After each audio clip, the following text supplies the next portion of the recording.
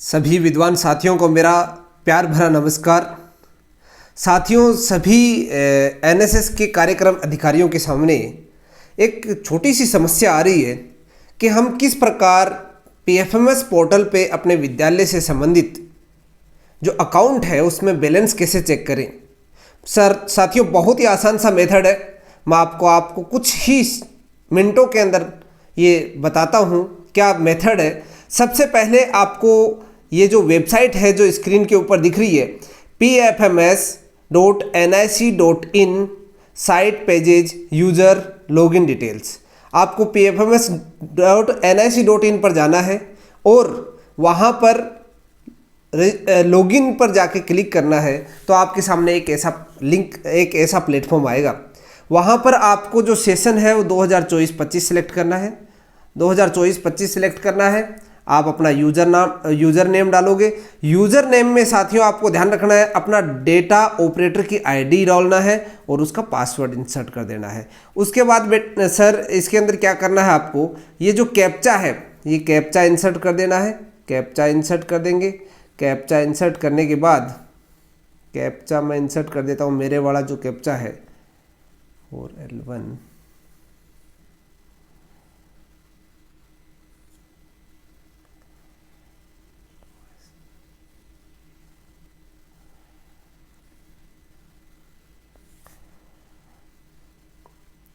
जैसे ही साथियों ये प्रोसीजर आप कंप्लीट करते हो यानी लॉगिन हो जाता है, आपका डाटा ऑपरेटर की आईडी लॉगिन हो जाती है, आपके सामने एक मैसेज आता है the financial year 2024-25 will conclude on March 31। यानी हमारे पास जो बजट आया है वो 31 मार्च से पहले का है। यानी 31 मार्च से पहले अपने को खर्च करना है। 31 मार्च तक आप जो बिल है उसको सबमिट कर सकते हो। यानी आपके पास जो पीपीए जनरेट होगा उसको उसके आगे का जो समय है यानी बैंक का जो प्रोसीजर है उससे बाद में हो सकता है, आपको उसमें कोई दिक्कत नहीं है। 31 मार्च से पहले आपको जो बिल है वो जनरेट करना है पीएफएमएस पोर्टल पर डाटा ऑपरेटर की आईडी से। ये बात अपने को ये सूचित करना चाह रहा है।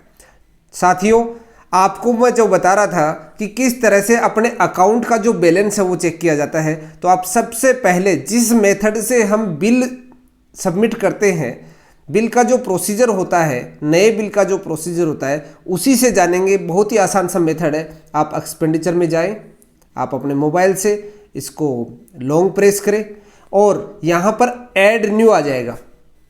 ऐड न्यू पे दोस्तों जैसे ही आप क्लिक करोगे तो आपके सामने ये एक ऐसा पेज खुलेगा और इसके अंदर आप बैंक अकाउंट, अपना जो बैंक अकाउंट है उस पर क्लिक करोगे और इस पर क्लिक करते ही आपके सामने ये आ जाएगा यहाँ पर। और ये यहाँ जैसे इसको स्क्रॉल डाउन करोगे साथियों आपके सामने एक ऐसा सेक्शन खुलेगा जिसमें आपको लिखा होगा कि टोटल अवेलेबल अमाउंट इतना है। तो साथियों ये आपका जो अकाउंट है उससे संबंधित जो बैलेंस है वो आपको ऐसे शो हो जाएगा। ये आपका जो फाइनल अकाउंट बैलेंस है वो ये है। अब इसमें से आप कितना खर्च कर सकते हो, जो आपको उसमें आदेश में दे रखा है कि आपको 50 कैंडिडेट्स हैं, 50 कैंडिडेट्स का कितना यानी आधी यूनिट का आपको खर्चा करना है। यदि आपके पास पूरी यूनिट है तो कितना खर्चा करना है और 2 यूनिट है तो कितना खर्चा करना है। आप सभी बहुत ही विद्वान साथी हो, आपको सबको इस चीज़ का नॉलेज है। आप उसके अकॉर्डिंग अपने बिल को अरेंज कर लीजिए और जो आपने एक्सपेंडिचर रहा है, आपका जो खर्चा रहा है उसके अकॉर्डिंग बिल को सबमिट करके 31 मार्च का विशेषकर ध्यान रखें, उससे पहले आप बिल को सबमिट करें। और पीपीए जनरेट होता है यानी पीपीए का अपने को 10 दिन का समय मिलता है। बैंक में जाकर आप कभी भी उसको जमा करा सकते हैं। वर्किंग डे के अंदर वो आप उस वेंडर को वो पेमेंट हो जाएगा। इसी वीडियो में इसके साथ ही आपको मैं किस तरह से हम वो उस बिल को सबमिट करते हैं वो प्रोसीजर भी मैं आपको साथ ही बतला देता हूं, जिससे आपको दिक्कत भी नहीं हो। साथियों, इसी प्रोसीजर के तहत हम सबसे पहले एक्सपेंडिचर में जाएंगे और इस एक्सपेंडिचर में जाकर आपको ऐड न्यू पे क्लिक करना है। ऐड न्यू पे क्लिक करोगे, आप ऐड न्यू पे क्लिक करोगे, यहाँ पर आपके सामने आएगी स्कीम में आपको 92, जैसे ये नेशनल सर्विस स्कीम है एनएसएस की, 92 पे क्लिक करना है। प्रोजेक्ट में आपको कुछ नहीं करना है, बैंक अकाउंट में करना है। बैंक अकाउंट जो भी अपना है उस पर क्लिक कर देना है। इसके साथ में एक्सपेंडिचर डन फॉर, अब आप वेंडर को पेमेंट कर रहे हो या बेनिफिशियरी को कर रहे हो, वो अपने पर डिपेंड करता है। ज़्यादातर जो अपने जो स्वयं होते हैं वो बेनिफिशियरी के अंदर होते हैं। वेंडर्स जो होते हैं यानी जो कोई शॉपकीपर होता है उसको हम वेंडर बनाते हैं। वो जो जिसके पास जो टिन नंबर वगैरह होता है तो उसको हम वेंडर बनाते हैं। वेंडर बनाने की प्रोसीजर आप सभी जानते भी हो, नहीं भी जानते हो तो आप मेरे को कमेंट बॉक्स में बताइएगा, आपको मैं उसके भी वीडियो बना दूंगा। आप वेंडर पे क्लिक कर लेना। अब आपका जो आईडी है, स्कूल की आईडी है, उसके थ्रू भी आप वेंडर ऐड कर सकते हो, और डाटा ऑपरेटर की आईडी है उससे भी आप वेंडर ऐड कर सकते हो। तो ऐड करने का प्रोसीजर अलग है। यहाँ पर मैं डायरेक्ट बात करता हूँ कि जो वेंडर है उसको आप सिलेक्ट कर लीजिए। सपोज मैं कोई सा भी एक वेंडर ले लेता हूँ, इसको मैंने पेमेंट करना है। अब पेमेंट करना है तो इसके लिए आप स्कूल से एक लेटर जारी करते हो कि इस बंदे को, इस वेंडर को इतना पेमेंट जारी करना है।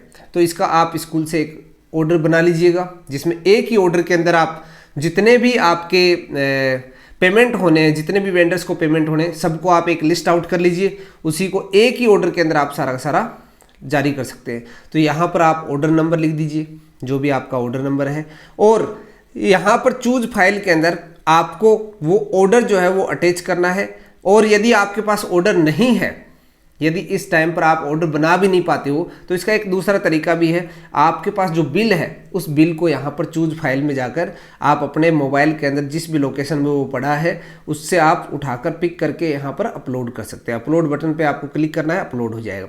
फिर सैंक्शन डेट, सैंक्शन कौन सी डेट को आपने वो ऑर्डर सैंक्शन किया है।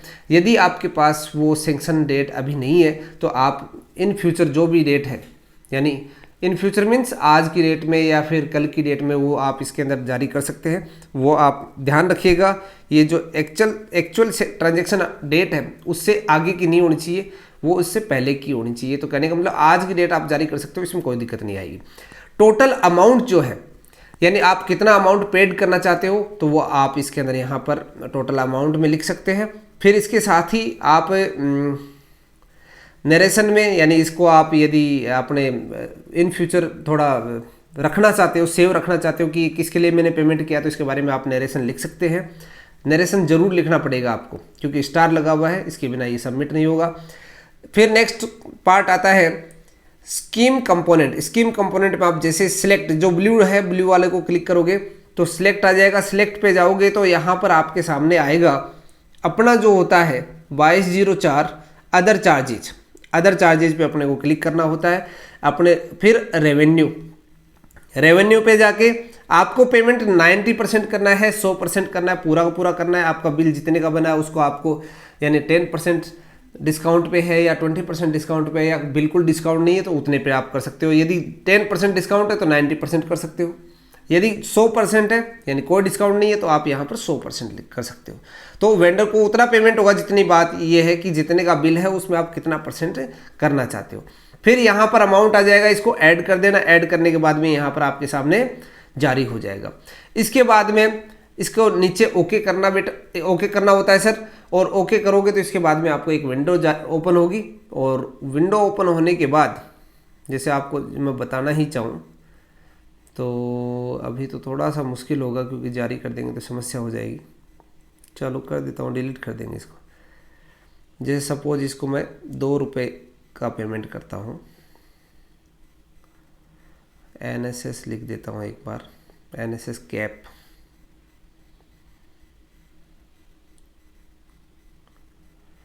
और यहाँ पर रेवेन्यू हो गया यहाँ 100%, तो 2 रुपये आ गए वापस। यहाँ मैंने ऐड कर दिए।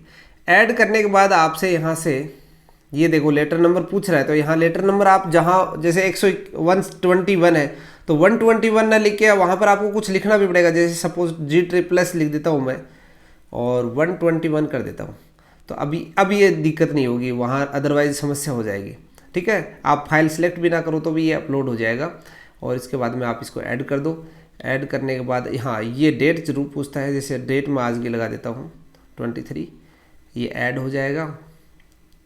ऐड होने के बाद में आपको यहाँ पर आएगा, ये क्लिक करना है। ये क्लिक कर दोगे, क्लिक करने के बाद में आपको इसको सेव कर देना है। सेव कर दोगे तो ये हो जाएगा। जैसे मैंने इसको सेव कर दिया तो ये देखो यहाँ पर हो गया है।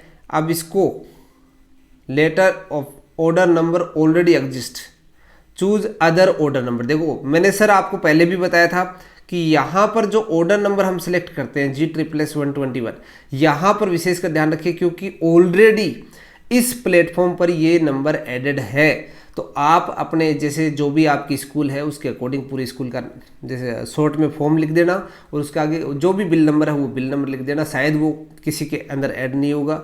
ये G++ तो बहुत सारे स्कूल हैं तो उन्होंने ऐड कर रखा होगा, तो ये PFMS उसको ले रहा है, तो ये कह रहा है कि ये ऑलरेडी एडेड है, आप कोई दूसरा ऑर्डर नंबर लेके चले। तो इस प्रकार ये सबमिट हो जाएगा। लास्ट में इसको सेव कर देना और ये अपना बिल सबमिट हो जाएगा।